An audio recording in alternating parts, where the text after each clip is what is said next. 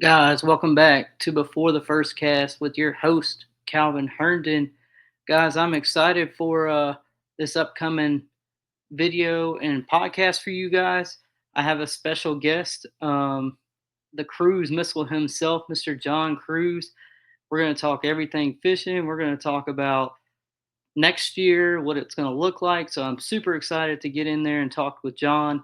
So when we come back, me and Mr. John Cruz will sit down and talk about his season next year and what it looks like.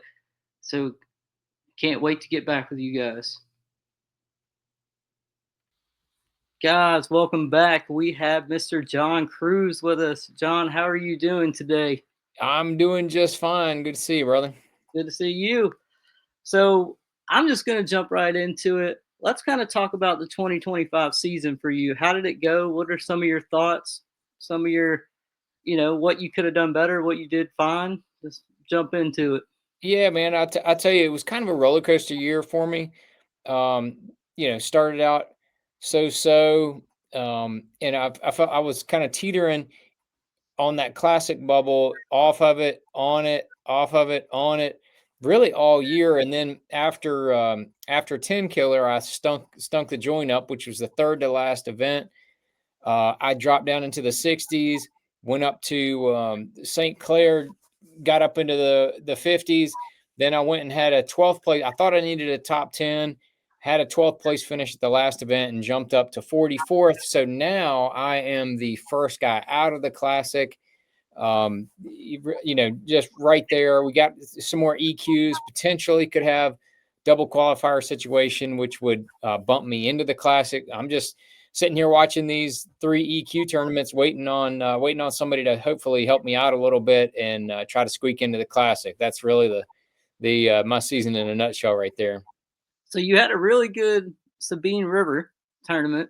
You got Yep, 10th there, I believe.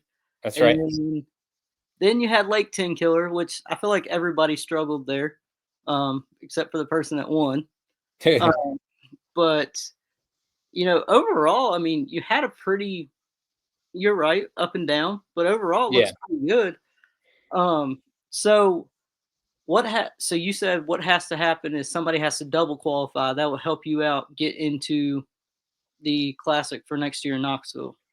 Right. Yeah. If one of the three, whoever wins the one of the last three EQs, whoever wins each of those gets a slot into the classic if they're not already qualified. If, for example, Seth Fider and Brian Schmidt, amongst other anglers that are already in the classic, are fishing Lake Champlain. If one of those anglers that's already in the classic wins Lake Champlain, then it'll that classic slot will bump over to the Elite Series list, which is whereas yours truly is sitting just outside of that bubble, and then I'll get in. So we got three shots at it. I'll keep my fingers crossed. Hopefully, one of those three will come through, and I'll be able to get in there and fish Knoxville. Now, are you fishing any of the EQs coming up? I'm not fishing the first two. I've already got things planned, so I'm not able to fish the first two. We'll see how things go after the first two, and maybe I'll jump in Okeechobee, which is the last one in November. It would be nice if I'm already in the classic. I'm not going to go down there. We'll see. We'll see how it goes. I'm not really planning on it, but there's a chance I could fish one. I got you. That makes a ton of sense. So, switching gears, let's talk about 2026.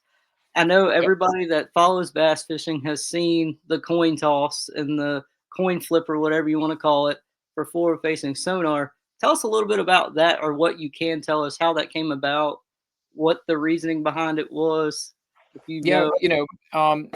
Bassmaster had stuck with their um, forward facing sonar rules, to which they allow forward facing sonar, only one live sonar unit and only or transducer, and only one transducer is allowed on the trolling motor. That was the rules for 2025. It seemed like there was a lot of momentum within the entire industry of restricting forward facing sonar in some sort for tournament purposes, not for recreational fishermen. I think they can do whatever they want to, but for tournament purposes, there seemed to be a lot of momentum, not just from anglers at the bottom of the tournament standings, but from the crowd as well. They wanted to see something different. They wanted to see some more traditional techniques mixed in. So the anglers did a survey that was conducted by the anglers. It was totally anonymous. Nobody knows how anybody voted, and they voted almost it's like 67%, I believe it was, voted that they wanted some type of restrictions on forward-facing sonar. Then once within that, then the entire body voted. It was about 54% wanted forward-facing sonar completely banned, and that's just the anglers. Mhm. So there was definitely some momentum for some heavy restrictions within the anglers. That was presented to Bassmaster. Bassmaster looked at that, and they looked at other factors, and they decided to do a 50-50 tour schedule, which is interesting way to do it. I think that you're going to have a couple of the events on the schedule that would, everybody's kind of circling for being dominated by forward facing sonar are now not going to have that allowed, namely like Gunnersville, the first tournament of the year, is no forward facing sonar. That would be dominated by forward facing sonar if it was. Same thing for the last tournament. The St. Lawrence River out of Clayton, that is going to have forward facing sonar. If that tournament was not going to have, it, it would be a completely different event. But then you got the event right before that, Lake Champlain, with no forward facing sonar. Definitely an event that would be dominated by forward facing sonar. Not going to have it, so it'll be a good mix of with and without. I think the fans and hopefully the industry likes it. We see some different techniques come into play, more so than just strictly scoping. I got a bunch of tournaments mixed in between. We'll see how they turn out, but I think it'll be fun and be interesting. I've been doing this for so long. Yeah, things that are new and different and interesting are fun for me, and I think that'll be this will be fun to see how it works out. And I don't expect a huge difference between the anglers' names on the AOY list at the end of the year. So, if you're an angler in this kind of, you know, kind of what's the word I'm looking for? This kind of format, how do you Mm-hmm. prepare for the different events? Because you have your scopers, you have your non-scopers. It's going to be a different play for ones you can use forward facing sonar and ones you can't. So, as an angler, how do you prepare for ones that aren't and ones that are? I think that all depends on the angler. The guys that are pure scopers, that's essentially all they do. They'll have some adjustments to make, but anglers that are versatile and fish all kind of different techniques to begin with, that probably won't have as much of an adjustment with the using it versus not using it. I mean, we had a number of tournaments this year that I know myself and other anglers that I'm friends with essentially didn't even use it. Pat Schlapper won that last event. He turned all of his electronics off. He didn't have 360 or live scope or any of that stuff even on during that last event that he won. So I think you can look and see it's just going to be a little bit different for everybody. I think that some anglers are going to have to be a little more versatile in kind of how they approach some tournaments. But I think it'll be fun to watch and see how it all works out. I think from a fan's perspective, I think it will be a lot better to watch because you're not, sitting there watching somebody just on their screen. Like you're going to see traditional fishing come back into play, which I think is going to be very beneficial for Bassmaster and for the fans, um, especially those no live scope tournaments. But is there a tournament that you're looking forward to next year that you're like, I'm really ready for it, or I feel like you. Um, all the I'm looking forward to these 3 EQs more than I'm looking forward to any tournament next year. Because if somehow I get into the classic, that'll be just unbelievable. And then if at that point it's going to be the classic that I would be looking forward to the most. But outside of the classic on the Elite Series schedule, we haven't been to Gunnersville in a few years. Gunnersville is really on an upswing. It's going to be kicking out some big weights. I don't care how cold it is or how warm it is or how in between or what kind of cold front comes through. Gunnersville is going to be pumping out some big weights. That one's going to be one to circle on your calendar to see what happens. I think that'll be a lot of fun. There's multiple rivers on the schedule. I mean, Arkansas River, Tin Tom Waterway, Pascatank River. I love rivers. Rivers will be good. So there's a bunch that I'm looking forward to on the schedule. And then Lake Champlain's had my number the last few times we've been there. So maybe with no forward facing sonar, I can have a little better approach, just a different approach, I think, is what I need for Lake Champlain. I've tried a handful of different things the last few times we've been there, and it's really kind of backfired and not worked out for me. Honestly, it's not due to forward facing sonar, but since we don't have forward facing sonar, I think that I'll have a little different approach and maybe some better results. So are you a little sad that you're not starting on the St. Johns River in Florida this year? I've had some really good tournaments on the St. Johns, but I've also had some bad events. That's kind of typical. It's hard to duplicate success on a place that changes all the time. Lake Okeechobee is the same way. It is one of those bodies of water that I don't care if you go to it 3 months later, it's going to be different. 3 months later, it's going to be different. 3 years later, it's like a whole different animal. So a lot of places in Florida and a lot of places in general are just kind of always going to be different each time you go to them. I've had people say that, oh man, I can't wait to go to Lake Murray again because I really figured them out last time. It's like, all right, be careful what you wish for because it's not always going to be the same when you go back. So I see they put the Pasquotank River back on, or they went again for this year. They must have saw something in that river system that really, or that town that really anglers liked. What do you think they saw in the Pasquotank River that makes them want to come back? Just the weights, or? Oh, there was, Welcher blew it away. But outside of Welcher, there was a lot of big fish weighed in. We went earlier in the year, which was a little more conducive to having wind. We saw a lot of that wind. That is one of the biggest bodies of water I've ever fished in my life. It is absolutely massive when you get out there to the Albemarle Sound, Mhm. and it makes going to some of those different river systems a little more difficult. Later in the year, especially June, it can be a lot better for the wind, a lot more consistently lower or mild wind, which makes traveling longer distances better. I think you'll see more of our anglers going to the Chowan River, going to the Roanoke River, going over to the Back Bay area, going across to at the Alligator.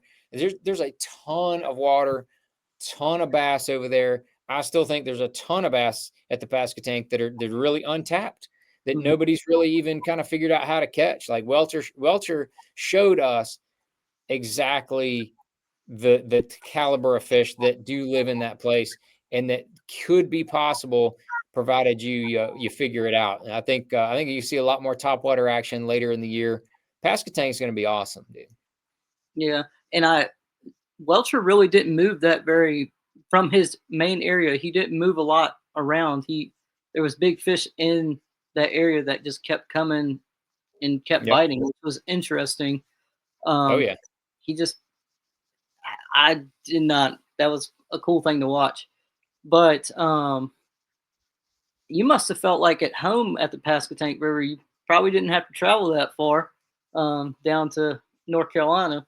It's a good little haul from where we live, man. It's probably I think it was like 5 hours, five something down there. It's a pretty good haul down there from where we live. I didn't go down there for pre-fishing or anything like that. I just went down for the derb, and I love river systems. That place looked familiar to me. It looked probably more like the lower James River Hmm. than it did the Potomac. I definitely say the lower James, the um, Chickahominy, Yeah. that type of area is more of what the Pasquotank predominantly looks like.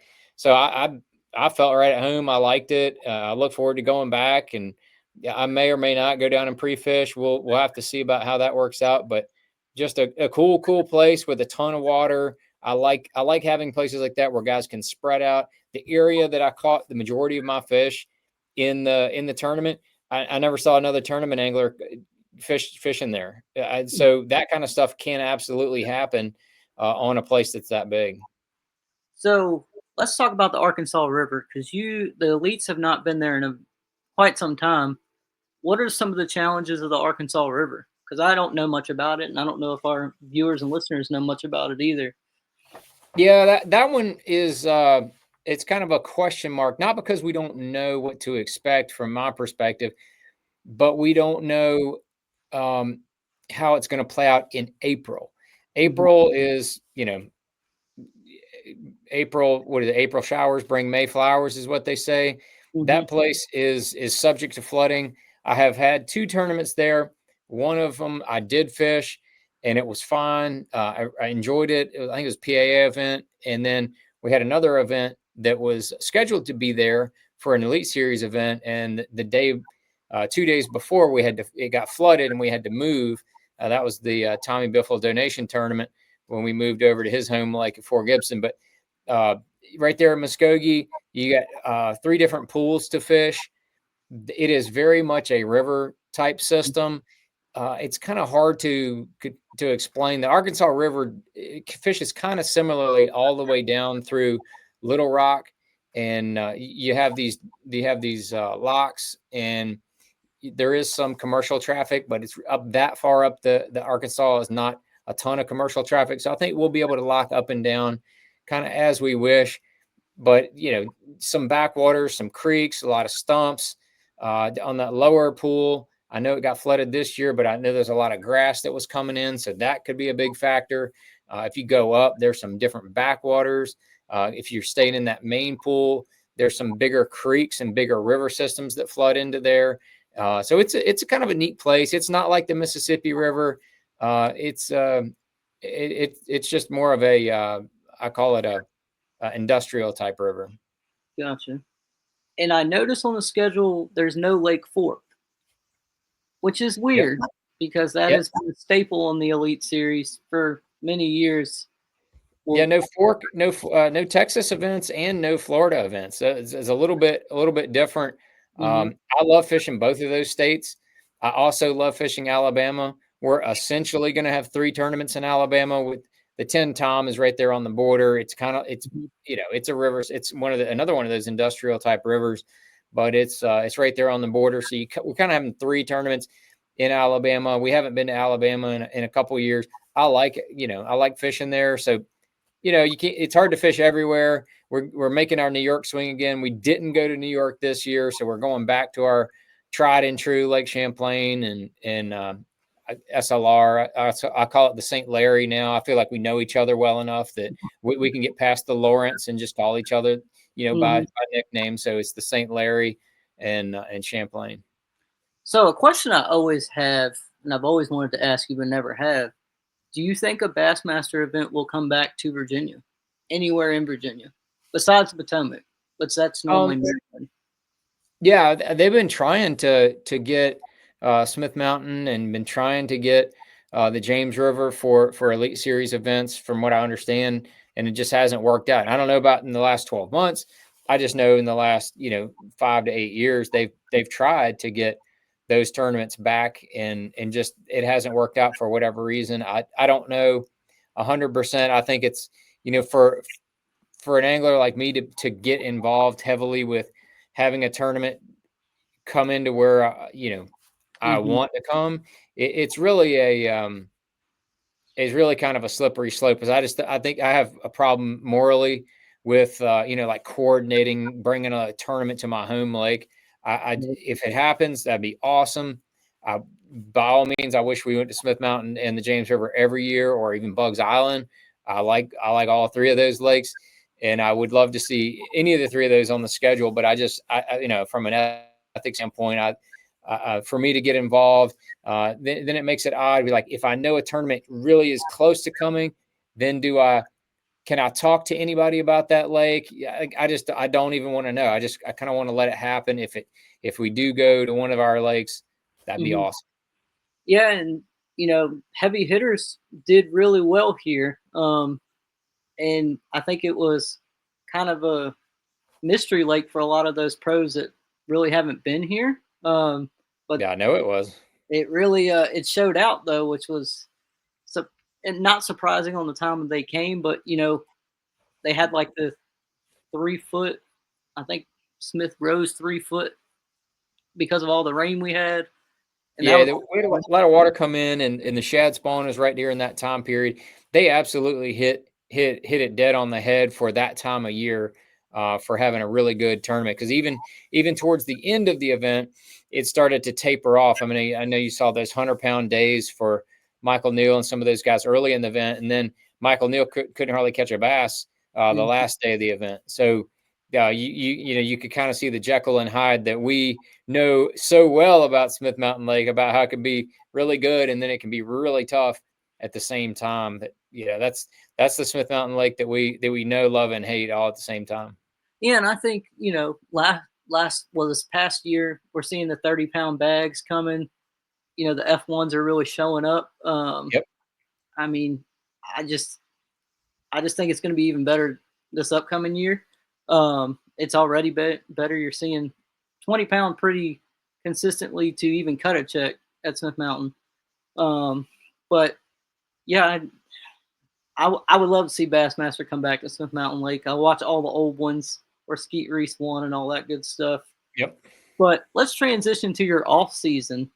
What's your plans for the off season? What do you have going on, fishing related, non fishing related?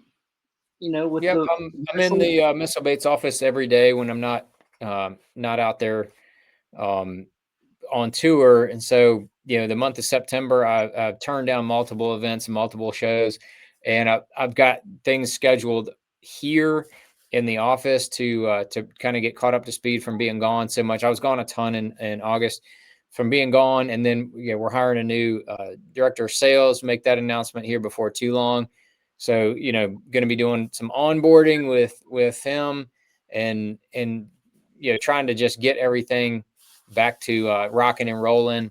And then and then I've got 3 trips coming up in early October, so I'm trying to get everything lined up ahead of those trips as well. So it's just a lot of office stuff, ordering boat, trying to sell my boat. Anybody wants to buy Bass Cat Puma STS? It's clean, buddy. It is Yeah, clean, and it's a bad machine.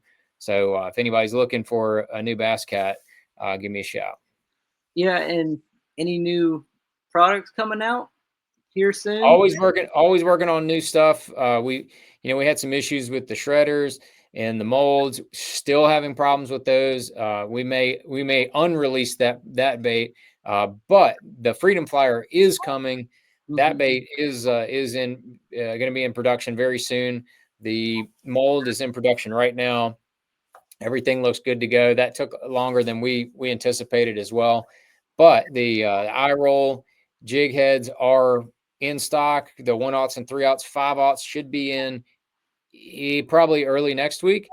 The 5/0 will be coming in. So pretty much any size minnow you want to shake around, we got the right hook, we got the right keeper, we got the right combination with that, especially with that welded ring on the front to be able to put the right action in it. But the eye rolls has been doing good for us, and hopefully it'll just continue to do that all winter. Now, I do have a question, and this is a personal question I always have. Are we ever going to bring back the Missile Baits only tournament? It's something we'll evaluate. I don't know exactly if it will look like we did before. The first one we ever did was on Lake Old Hickory, and then we Hmm. did the one on Smith Mountain Lake. We had one scheduled for Smith Mountain Lake again, but then the covoid came through, and that got blown up. So, we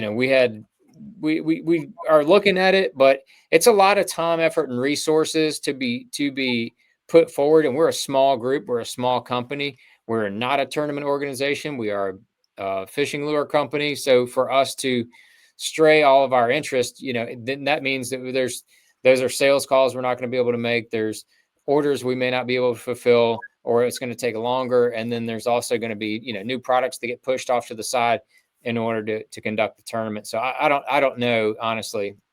I had a blast at the Smith Mountain Lake one. Caught the biggest smallmouth I ever did on a 48. I Yeah, mean, it was a cool event. It's a cool time. We really enjoyed it, but like I said, it does take a lot of resources away from the other aspects of the business, and that's when we're not a tournament organization, but we want people to enjoy our lures and have a good time.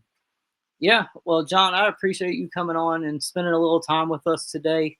Where can people find you if they don't know you already?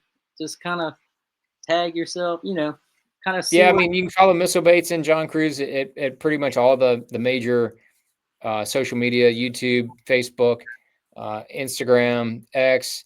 And on Missile Baits, we're doing the TikTok as well.